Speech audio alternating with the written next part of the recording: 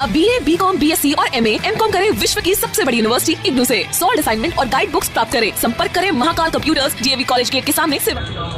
और बिहार से दिल्ली पैदल यात्रा जाति जनगणना को लेकर के करनी पड़ेगी। तेजस्वी मंत्री को भी बहुत वक्त चाहिए, कोरोना के वजह से जनगणना को लेकर कह रहे हैं कि बैठक अभी वापस आ गया, इस वजह से रुक गए।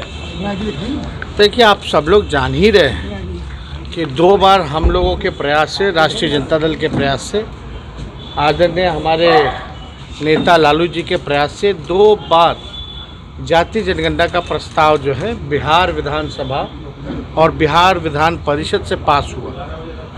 और हम लोगों के प्रयास से हम लोग वो प्रस्ताव बिहार विधानसभा में रखा और प्रधानमंत्री से भी मिल कर के आए। अब हमको और कोई चारा नज़र आ नहीं रहा जाति जनगणना को लेकर के।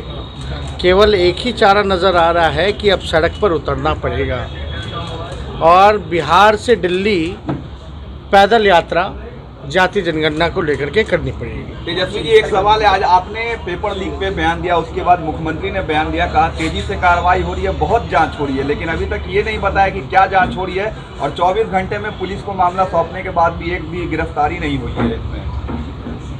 हम तो सुबह ही इस पे बोले थे कि सब दुखद है, हम लोग को पर्सनली भी ठेस पहुंचता है। और सोचिए, जो बाहर से जो परीक्षा देने आए हैं, पूरे देश भर में बदनामी बिहार की हो रही होगी कि वहाँ का ऐसा लाचार सिस्टम है, बीमारू सिस्टम है, जिसने भ्रष्टाचार के पूरी तरीके से भ्रष्टाचार जो है पूरे सिस्टम को जकड़ लिया है।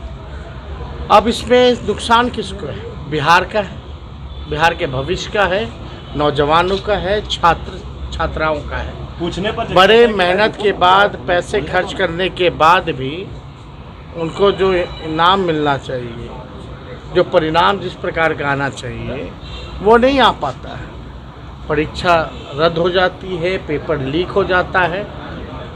हमने तो ये भी बोला, अपने खर्चे से बेचारे लोग आए हैं इस महंगाई में, जहाँ पेट्रोल डीजल इतना महंगा, कम से कम 5,000 तो किराया रख देते हो। हम लोगों ने तो ये भी कहा था अपने मैनिफेस्टो में कि कभी भी कहीं भी परीक्षा होगी, कोई सी भी नौजवानों के लिए, तो हमारी सरकार आएगी तो वो व्यवस्था करवाएगी ट्रांसपोर्टेशन का। लेकिन ये सरकार में वो भी नहीं।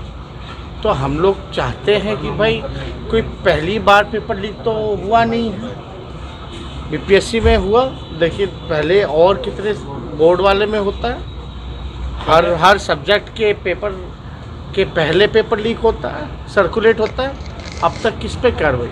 शुरू से अब तक हमने बोला ना, कितने घोटाले हुए, इतना सब कुछ हुआ, भ्रष्टाचार हुआ, अपराध हुआ, ना सुनवाई होती है ना कार्रवाई होती है। हमारा तो यही एजेंडा था ना कि भाई सुनवाई और कार्रवाई वाली सरकार जो है हम देंगे। अब तो लोग जो हैं वो भुगत रहे, परेशान हैं, लाचार हैं, कोई उपाय नहीं है।